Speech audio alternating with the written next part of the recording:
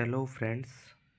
Previous video में हमने ट्रैकेस्टोमी के बारे में देखा कि ट्रैकेस्टोमी के पर्पस क्या होते हैं, इंडिकेशन क्या होते हैं, क्लासिफिकेशन भी हमने देखा और ट्रैकेस्टोमी ट्यूब के पार्ट्स भी देखे। ये 3 पार्ट्स से बनी होती है, आउटर कैनुला, इनर कैनुला और ऑब्टूरेटर। और इनर कैनुला की केयर के बारे में भी हमने पिछले वीडियो में देखा था। आज के इस वीडियो सेशन में हम बात करेंगे आर्टिकल्स जो प्रोसीजर में यूज़ करते हैं उनके बारे में, प्रोसीजर के बारे में और सक्शनिंग के बारे में। इस वीडियो में हम देखने वाले हैं। तो सबसे पहले हम बात कर लेते हैं आर्टिकल्स फॉर प्रोसीजर। प्रोसीजर के लिए क्या क्या आर्टिकल की हमें ज़रूरत होती है उसके बारे में देख लेते हैं। सबसे पहले ट्रैकेस्टोमी ट्यूब होनी चाहिए, ट्रैकिया डायलेटर होना चाहिए। जब इंसिजन लगाते हैं तो ट्रैकिया को डायलेट करने के लिए एक डायलेटर होता है, वो होना चाहिए। डबल हुक रिट्रैक्टर होना चाहिए फॉर विजुअलाइजेशन ऑफ ट्रैकिया। और K4 जेली या वाटर सोल्यूबल जेली होनी चाहिए फॉर लुब्रिकेट द टिप 2 से 4 इंच। ये जो जेली होती है ये जो ट्रैकेस्टोमी ट्यूब होती है उसको लुब्रिकेट करने के लिए लगाई जाती है। ट्रैकेस्टोमी ट्यूब पर 2 से 4 इंच तक ये जेली लगाई जाती है। K4 जेली है वाटर सोल्यूबल जेली, हम इस पे यूज़ करते हैं। और नॉर्मल सलाइन यूज़ करते हैं फॉर सक्शन और आउटर सरफेस क्लीन। सक्शन के लिए और आउटर सरफेस को क्लीन करने के लिए नॉर्मल सलाइन यूज़ करते हैं। नेक्स्ट सक्शन मशीन की ज़रूरत होती है।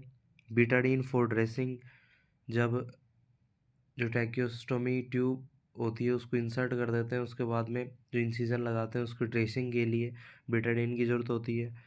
और लोकल एनेस्थीसिया, लोकल एनेस्थीसिया होता है, एनेस्थीसिया का वर्क होता है कि वो जहाँ पे भी यूज़ किया जाता है उसके सेंसेशन लॉस कर देता है। तो लोकल एनेस्थीसिया किसी एक पर्टिकुलर प्लेस पे लगाते हैं जिससे उस जगह के सेंसेशन लॉस हो जाते हैं। तो यहाँ पे लोकल एनेस्थीसिया हम यूज़ करते हैं। लिडोकेन जेली या फिर 2% ज़ैलोकेन जेली इसमें यूज़ करता है। और H2O2 यूज़ किया जाता है। हाइड्रोजन पेरोक्साइड यूज़ करता है for clean outer surface.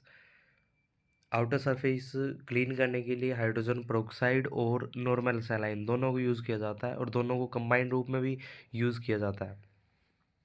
Next हम बात कर लेते हैं प्रोसीजर के बारे में कि प्रोसीजर किस तरीके से करते हैं, किस तरीके से ट्रैकेस्टोमी की जाती है। तो सबसे पहले जो पेशेंट होता है उसको रोज पोजीशन दे देते हैं, सैंड बैग अंडर नेक। रोज पोजीशन हमने प्रीवियस वीडियो में देखा कि रोज पोजीशन कैसी होती है। एक सुपाइन पोजीशन होती है, उसमें जो नेक होती है वो एक्सटेंडेड रहती है और जो नेक होती है उसके नीचे एक सैंड बैग लगा देते हैं जिससे थोड़ी एक्सटेंड हो जाती है नेक। तो रोज पोजीशन दी जाती है। उसके बाद में साइट का सिलेक्शन किया जाता है और उसको क्लीन किया जाता है। साइट सिलेक्शन के लिए हमने बताया था कि ट्रैकेस्टोमी के लिए जो बुकिस लैंग्वेज में या बुक में जो दिया हुआ होता है वो 2 से 3 जो कार्टिलेज होती हैं वो साइट होती है, लेकिन जो क्लिनिकल प्रैक्टिस में 3 से 4 कार्टिलेज हम ट्रैकेस्टोमी के लिए साइट सेलेक्ट करते हैं। उसके बाद में साइट पर एनेस्थीसिया लगाया जाता है। एनेस्थीसिया लोकल एनेस्थीसिया लिडोकाइन या 2% ज़ैलोकाइन जेली वो लगाता है। एनेस्थीसिया लगाने के बाद में इंसिजन लगाया जाता है। इंसिजन का जो साइज़ होता है वो 3 से 4 सेंटीमीटर होता है। नेक्स्ट ब्लड मोपिंग की जाती है। जो इंसिजन लगाने के बाद जो भी ब्लड निकलता है वहाँ से तो उसको मोप कर लिया जाता है, उसको साफ़ करते हैं।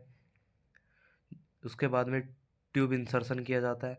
ब्लड मोपिंग के बाद में जो ट्रैकिया में ट्यूब को इंसर्ट किया जाता है, फिक्सेशन किया जाता है। Before fixation check placement by auscultation. Auscultation यानी स्टेथोस्कोप की सहायता से उसका प्लेसमेंट देख लेते हैं कि ट्रैकिया में सही जगह गई है या नहीं। जो ट्रैकेस्टोमी ट्यूब होती है वो सही जगह गई है या नहीं,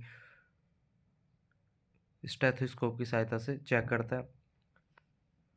उसके बाद में फिक्स कर देते हैं। यदि कव्ड ट्यूब है, यदि उस पर बलून है तो उसमें 3 से 5 ml एयर पुश कर दी जाती है फिक्स करने के लिए। कफ्ड और अनकफ्ड ट्यूब के बारे में हमने देखा था। नेक्स्ट हम बात कर लेते हैं सक्शनिंग के बारे में कि सक्शनिंग किस तरीके से की जाती है। सक्शनिंग होती है जो ट्रैकिया में जो म्यूकस होता है उस म्यूकस को रिमूव करने के लिए सक्शनिंग की जाती है। वो किस तरीके से की जाती है उसके बारे में देख लेते हैं।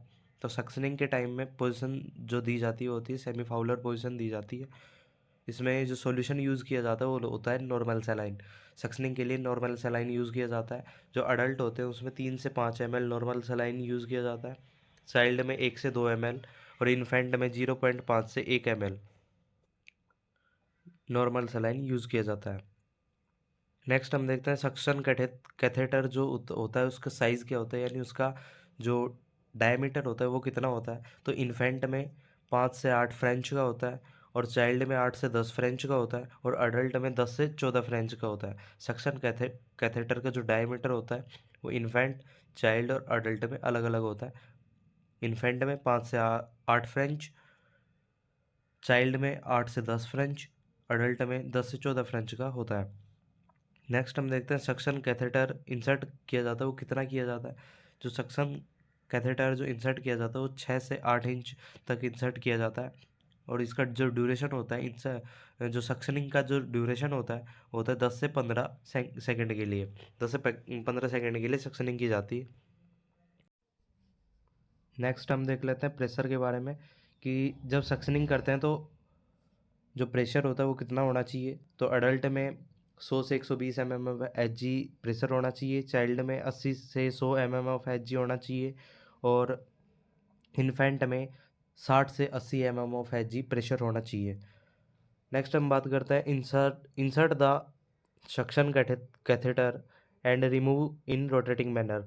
जो सक्शन कैथेटर होता है उसको इंसर्ट किया जाता है ट्रैकिस्टोमी ट्यूब के अंदर और उसको एक रोटेटिंग मैनर में उसको बाहर निकाला जाता है। 10 से 15 सेकंड के लिए सक्शनिंग की जाती है। उसमें सबसे पहले जो सक्शन कैथेटर होता है उसको इंसर्ट किया जाता है और उसको रोटेटिंग मैनर में उसको रोटेट करते हुए बाहर निकाला जाता है। Before suctioning always patient should be hyper ventilated to prevent hypoxia. जो सक्शनिंग करने से पहले जो पेशेंट है वो हाइपर वेंटिलेटेड होना चाहिए, यानी ऑक्सीजन सप्लाई उसमें ज़्यादा होनी चाहिए टू प्रिवेंट हाइपोक्सिया। हाइपोक्सिया को प्रिवेंट करने के लिए, हाइपोक्सिया होता है बॉडी में जो ऑक्सीजन होती है उसकी कमी होना। तो हाइपोक्सिया को प्रिवेंट करने के लिए जो हाइपर वेंटिलेटेड होना चाहिए, जो पेशेंट होता है वो हाइपर वेंटिलेटेड होना चाहिए। नेक्स्ट हम देखते हैं डीकैनुलाइजेशन किसे कहते हैं। Removal of tracheostomy. जो ट्रैक्योस्टोमी होती है उसको रिमूव करना डीकैनुलाइजेशन कहलाता है। अब कॉम्प्लिकेशन ड्यूरिंग प्रोसीजर को, प्रोसीजर के दौरान क्या क्या कॉम्प्लिकेशन हो सकते हैं पेशेंट में उसके बारे में देखते हैं। लैरिंजियल नर्व डैमेज, जो लैरिंग्स में जो नर्व सप्लाई करती है वो डैमेज हो सकती है। और न्यूमोथोरैक्स हो सकता है। न्यूमोथोरैक्स मैंने एक थोरासेंटेसिस की वीडियो डाली हुई है, उसमें आप देख सकते हैं कि न्यूमोथोरैक्स क्या होता है। न्यूमोथोरैक्स हो सकता है कि जो प्लूरल कैविटी होती है उसके जो अपर पार्ट होता है उसमें एयर का अक्यूमुलेशन हो जाता है, उसको न्यूमोथोरैक्स बोला जाता है। और ब्लीडिंग तो होती ही है, जब इंसिजन लगाते हैं तो ब्लीडिंग होती है। तो इस कॉम्प्लिकेशन ड्यूरिंग प्रोसीजर हो गया। तो इस वीडियो में इतना ही रखते हैं। ये ट्रैकिस्टोमी ख़त्म होती है। नेक्स्ट वीडियो के लिए बने रहिए हमारे साथ और चैनल को अभी सब्सक्राइब नहीं किया है तो सब्सक्राइब कीजिए, शेयर कीजिए। Thank you.